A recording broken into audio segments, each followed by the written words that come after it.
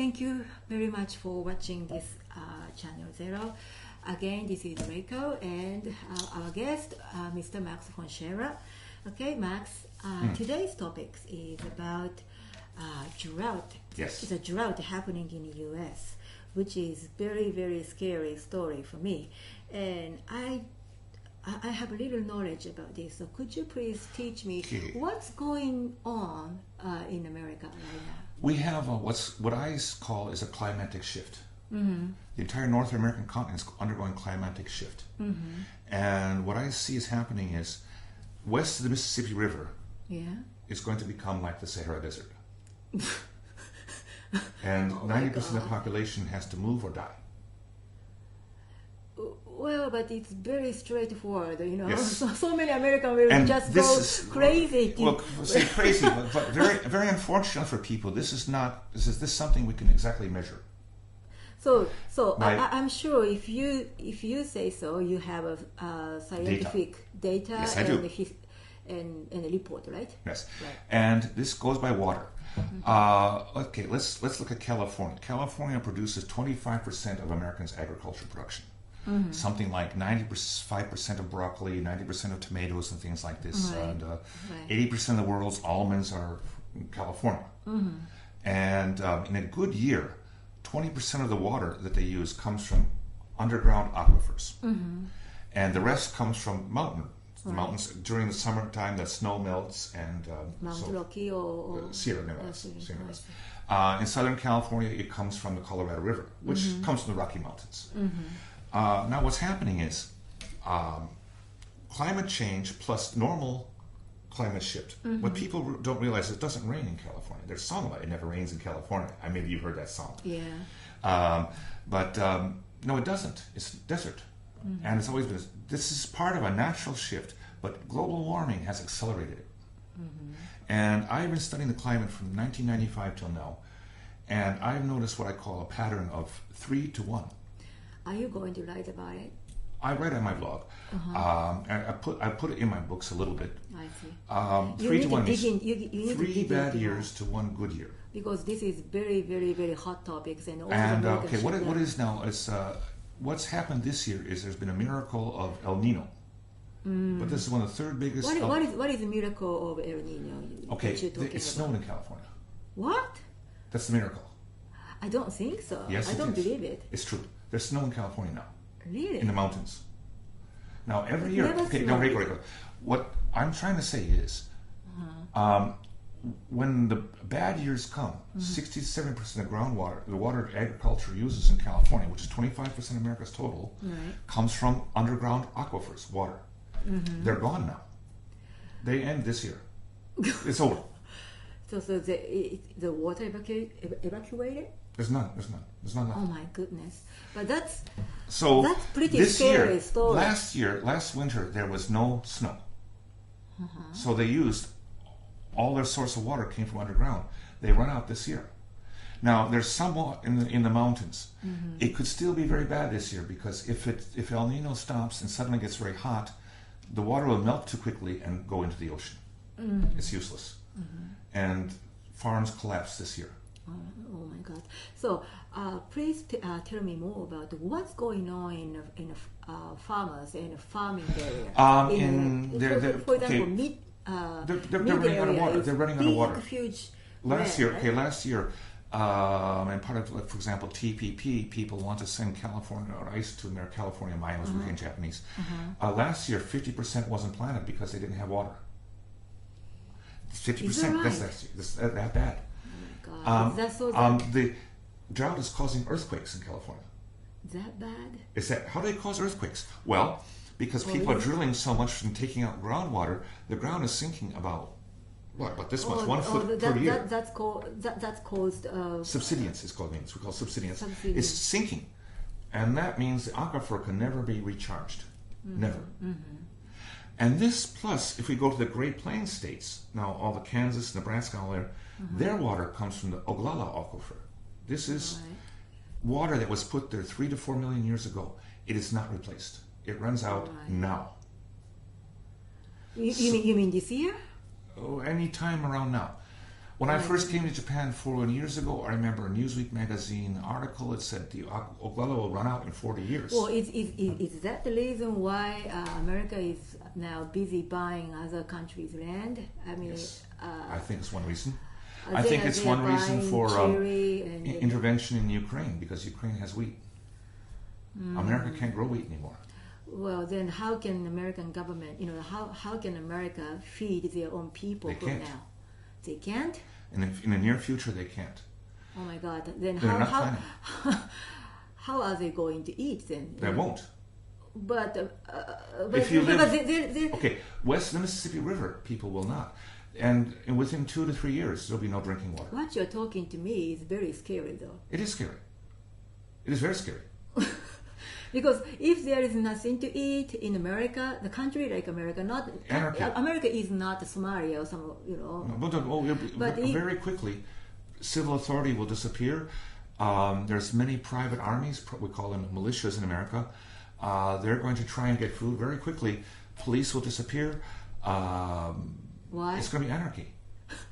Well, this is true. This is true. There was something happened in the year 2005. We had a hurricane in New Orleans, big one, Katrina. Right. The police, National Guard, disappeared. So we had a law that went back to the United States Civil War called Posse Comitatus, that the federal government's Army and Marines cannot participate in civil disorder.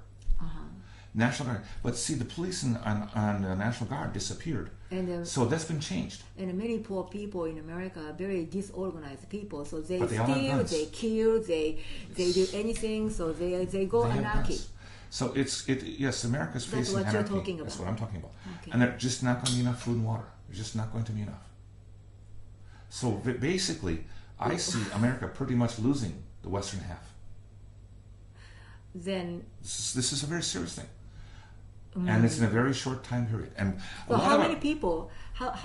What do you think? How many people in American populations will? Well, some 300 million, right?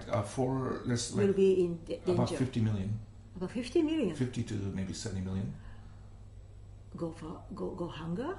Hunger, thirst. Thirst and maybe death. Oh my God.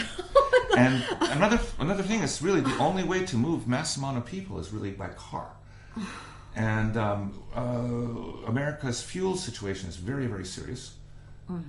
And there's really no way out except walking. This is a pretty new story for me because, from financial point of view, I can talk hours and hours how America is corrupt and how America is in danger and how America is losing their own money and how America will lose their country forever. I started with this. But 2008, year 2008. Drought is something very serious because we can't live without water and food. That's right.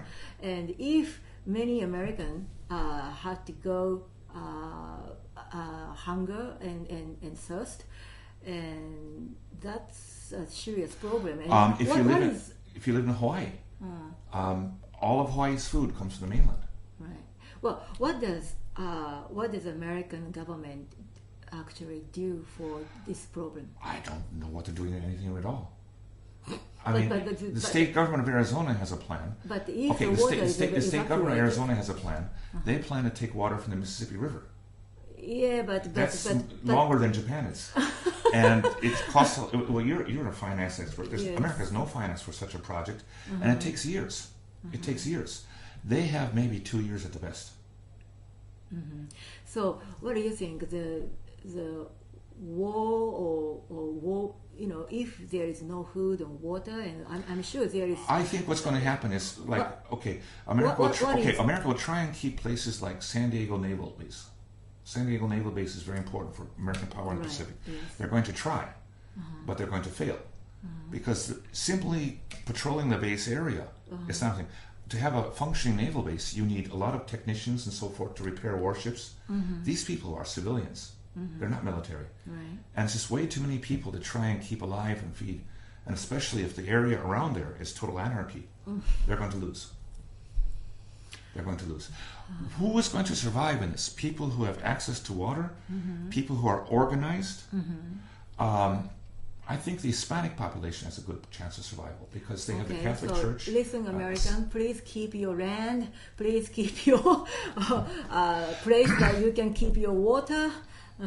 It's if you can move. Move to where? East of the Mississippi. There's still water there. East of the Mississippi. So, which area will go dry in like desert? In America, I'm talking about. Well, basically, we're looking at Nevada, Arizona, New Mexico, and California becoming pretty much uninhabitable. California too? Oh yeah. I have read on the net articles saying, there's a few articles out there now saying that California has 38 million people that can only support 10 million. You see, it's natural desert. Los Angeles is now 10 million people, something like that. When the white people first came, it was 3,000 people who lived there naturally. Right. And, well, we found water underground, and we've used it and created to make these big cities and so forth. Los Angeles, in World War II, was 2,500 people. Now it's, 5 million or something, 1.5 million, I think, excuse me. There's just no water. Just none. It's disappearing. Well, Japanese technology actually innovated the we changed the seawater but to still, it's water. not. How many plants will have to be made, and how quickly? No, not so quickly. Not so quickly. Not so quickly. And we're looking at 2 years, at best, maybe 1 year. Do you have anything to say to American? Try your best. Is that all? That's all there is. If you, over New Year's, I had an American friend who lives in south of San Francisco. His wife's Japanese, visiting Japan, and we talked. And he said, "Yeah, I understand." And I said, "Well, you understand, but my wife wants to stay in America, and his job is in America. His house is in America. He's bought a house, and the real estate market, once this really becomes general knowledge, it's going to collapse. What's a house without water worth? It's worth nothing." That's right. That's right. A lot of people in Tulare County in last year, they ran out, and this is in California, and they were in the Central Valley. Well, the wells went dry. They ran out of water, and they're living like, well, I have to go to take a shower. I have to go 5 miles down the road to my neighbor's house. And you can't use a toilet. You can't brush your teeth. And it's going to be much worse this year. It's going to get worse every year. We're going to have people leaving, refugees. And the first people to try and go. Yeah, but I never can imagine American refugees actually. Well, it's happened before. No, it happened before. 1930s, the Dust Bowl. 1/4 of the population left that area, and they went. John Steinbeck's book, The Grapes of Wrath. Have you ever read that? I've read half of it, but it's about those refugees from Oklahoma and from Nebraska, Kansas, and it turned to desert, serious desert. And 1/4 of the population left. I see. And it wasn't just farmers. Well, the farmers leave, and then they don't do business at the bank. The bank fails. The banker has no job, so he has to leave too. And he's a banker, a nice guy in the town. The bank fails. He ends up working in California, working the farm fields by hand. This is what happened back then. But now it's going to be much, much, much greater. Many, many more people. It's not several million people. This is going to be tens of millions of people who are affected. And okay, so Max, I will tell you more about that next. Okay, but please stay in touch. Okay, and then he has a special message for American people: how to survive.